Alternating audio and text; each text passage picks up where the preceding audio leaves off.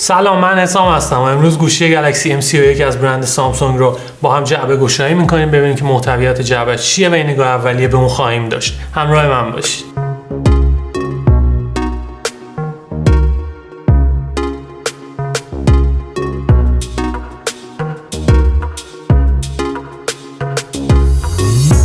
من گلکسی M31 رو با قیمت 6,700,000 تومان به تاریخ امروز 10 شهریور از سایت دیجیکالا خرید کردم. دو رنگ آبی و مشکی موجوده. من رنگ مشکی رو انتخاب کردم. توی این رنج قیمتی میتونید نووا 7i از برند هواوی رو خریداری بکنید. سینا گلستانی ویدیو اختصاصی برای جعبه گشایی این گوشی توی پیج دیجیکالا مگ داره، میتونید مراجعه کنید به اون ویدیو، بهتون دید میده، کمک میکنه. اگر میخواید کمتر از 6 میلیون تومان هزینه بکنید، اون موقع پیشنهادی که بهتون میتونم بدم گوشی Y9S از برند هواوی که واقعا گوشی خوبیه. بریم برای جعبه گشایی.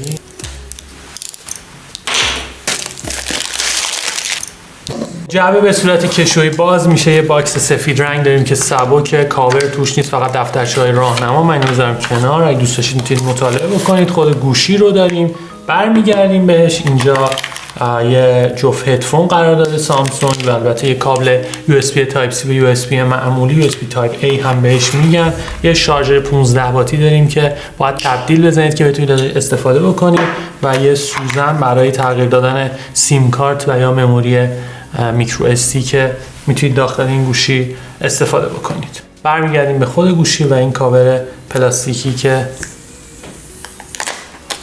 درش قرار داده شده. خب گوشی رو روشن می‌کنیم. گلکسی M31 یه گوشی با 3 تا شیشه بزرگی، باتری 6000 میلی آمپر ساعتی، رم 6 گیگابایتی و صفحه نمایشی 6.4 اینچی که 409 ppi تراکم پیکسلیشه.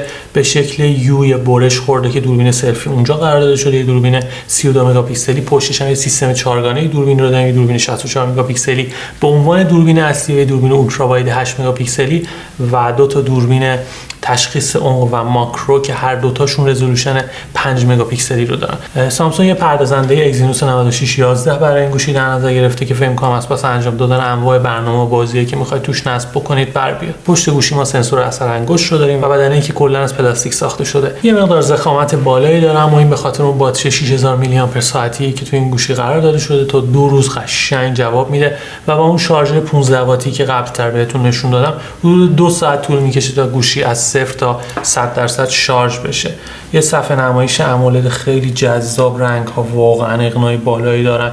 من توی گوشی میان رده همچین صفحه نمایشی رو ندیدم. روشنایی خیلی بالایی داره و کنتراستش واقعا خیره کننده است. سامسونگ برای طراحی گلکسی M31 زمان طراحی تکراری رو در نظر گرفته. خیلی شبیه به بقیه گوشی‌های میان ردشه، اما باز همچنان خیلی خوش‌دست. سمت راست پاور باتن رو داریم، دکمه برای کم و زیاد کردن صدا. سمت چپ خشاب سیم کارت و مموری میکرو SD رو داریم. میتونید از مموری میکرو SD و 2 تا سیم کارت دیگه همزمان استفاده بکنید. پایین گوشی جک 3.5 میلیمتری داریم، پورت تایپ C رو داریم، میکروفون و البته اسپیکر.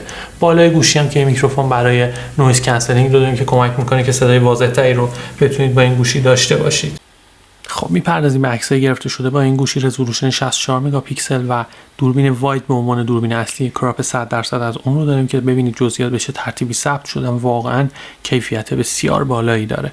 دوربین بعدی دوربین اولترا واید با رزولوشن 8 مگاپیکسل که خب میشه کارهای خیلی جالبی باهاش کرد، مخصوصا توی عکاسی طبیعت میتونید زوایای بسیار جالبی رو باهاش تجربه بکنید. میبینید که داینامیک رنج خیلی بالایی هم داره دوربین اولترا واید. یه دوربین ماکرو داریم که رزولوشن 5 مگاپیکسلی رو داره.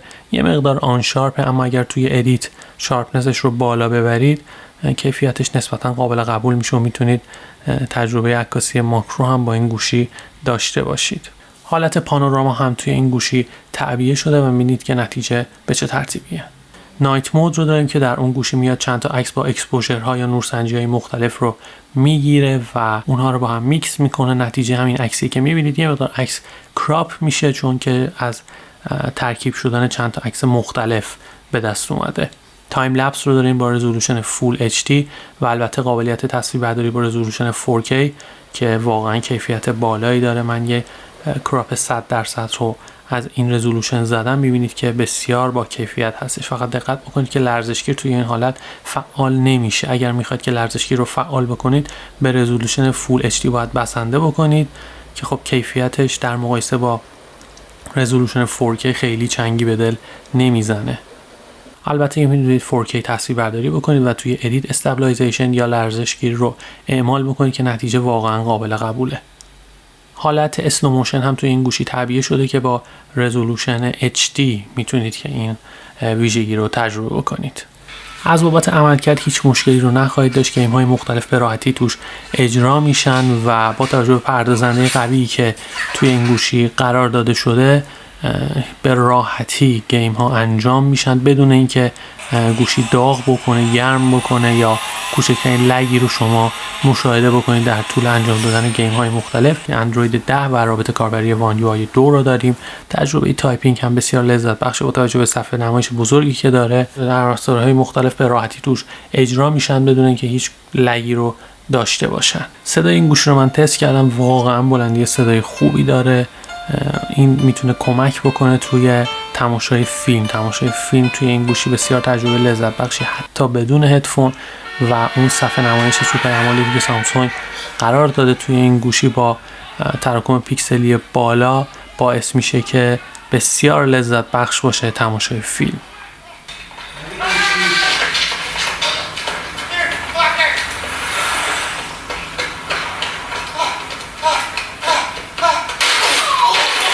این گوشی 190 گرمه و اگر نازک بودن اون یا فریم فلزی براتون مهم نیست توی این رنج قیمتی به نظرم یکی از بهترین انتخابایی که میتونید داشته باشید، حداقل به خاطر همین صفحه نمایشی که واقعا جذاب، خیلی خوبه، یعنی کنتراستش خیلی بالاست و اون باتری 6000 میلی آمپر ساعتی که قشنگ همراهیتون میکنه.